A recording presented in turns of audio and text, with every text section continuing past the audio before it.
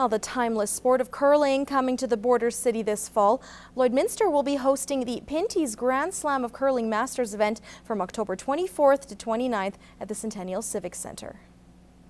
This Masters event is one of the final stops before the teams will compete in the curling trials for the Olympic Games. So we can really expect to see some high level of play here, not just from Canadian teams, but from international teams as well.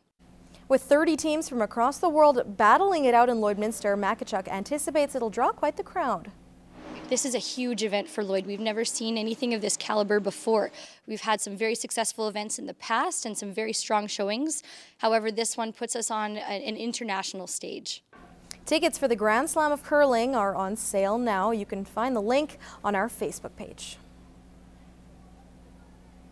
A local boy has returned from New York after the trip of a lifetime. The Make-A-Wish Foundation granted 11-year-old Preston Coolidge the chance to see the fate of the furious and meet his heroes. Brian Lentz sat down with his mother to talk about the amazing opportunity.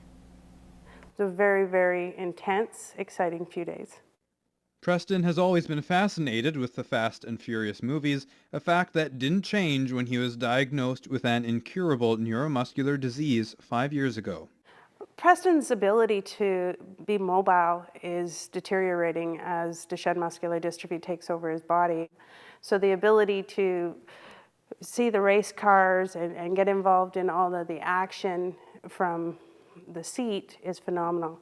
So on March 30th, the Make-A-Wish Foundation announced Preston and his family would be visiting the Big Apple for the Fate of the Furious world premiere. Preston's biggest wish was when if he was given the opportunity, he wanted to see the movie first before anybody else.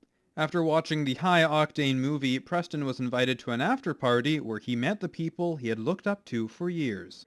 My son had the opportunity to talk to Michelle Rodriguez and Jason Statham for a little bit and have their pictures taken. Jason Statham asked him if he could take the rock, and Preston told him not a chance. So they were able to joke around and have a great time. I think it's definitely a memory that Preston will carry with him for a long, long time. She adds Preston was treated like royalty on the whole trip, sitting in the plane's cockpit and experiencing the sights and sounds of New York City.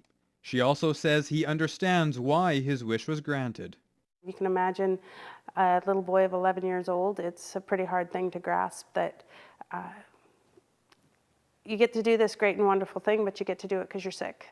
He's holding his own and definitely pretty proud of the fact that he got to do this. Geraldine says all the photos from the trip will be made into a collage, a collection of memories above his bed. Brian Lentz, Newcap News. What does society expect of the ag sector in the 21st century when it comes to animal welfare? Gerard Lampow meets a researcher who feels producers need to read the signs of the times.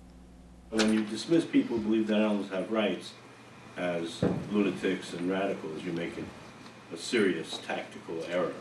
Societal changes from the 60s to the present form the backdrop for Dr. Bernard Rowland's assertions that producers need to pay attention to the concerns of the animal welfare movement. He was speaking on societal expectations on animal welfare in the 21st century at this year's Alberta Farm Animal Care Conference. The American lecturer, who has a PhD in philosophy, says industrial agriculture was created to get as much money out of animals as possible, but he says there's a new driving force. And now there's another imperative. Give them a chance to exercise their natural behaviors. Dr. Rowland feels that animal welfare practices are moving forward as he points to examples in Ontario's swine industry where producers are repurposing their existing spaces. They built a system with a lot of baffles so the sows can find a place where they can eat, and they're fed in small groups, and they can move around. Dr. Rowland says this has reduced leg and foot injuries. He adds another change is in zoos where they have come away from animal enclosures that did not recognize an animal's social needs. Now there's an entire field called behavioral enrichment in the zoo based on ethological knowledge. Ethology studies animal behavior with a focus on natural conditions. Another concern of Dr. Rowland is the stunning of animals before slaughter. He says while this works for cattle, it gets a failing grade for chickens, and they are working on an alternative. He's also sharing with cattle producers that it's in their best interest to use pain-reducing medication to improve the life experiences of their herd. This is difficult in the U.S., which does not have an approved drug like Canada. In the U.S., there is not a single post-surgical analgesic approved for cattle, for any farm animal. In moving animal welfare practices forward, Dr. Rowland is hopeful in finding a balance between industry needs, government policies, activists, and the natural inclinations of animals. We have to incorporate the social desires into the design of these systems. Gerard Lampow, Newcap News. This is Newcap Sports.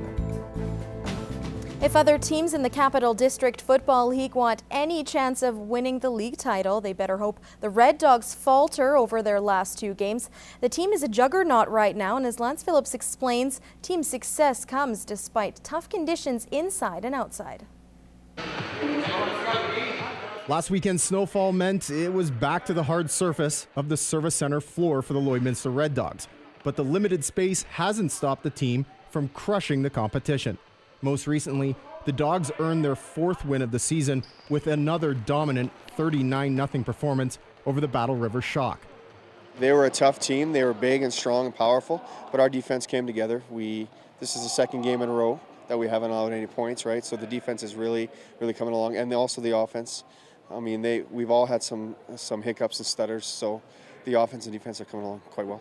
Well, we came out slow, but as the game went on, I'd say we got better as a team. Came out flying. It's clear the team's becoming stronger with each passing week, which isn't a surprise to anyone. But the rate at which the team has progressed, that's the real surprise. Where these kids have come from the start of the year, rookies getting put in places that they haven't really played before, and just doing way better than could ever hope for. Coming in, the kids, they play at different schools, right? So there's always rivalries. So progressing as a team, they've learned to unify themselves as one instead of being factions. So I mean, it's good for the community, and it's also good for the team itself, right? The recent snowfalls not only forced the team to practice indoors, it's also creating snow blindness, as you can see. But it's also putting the Red Dogs' May 6th home game here at Holy Rosary's Raider Bowl in jeopardy.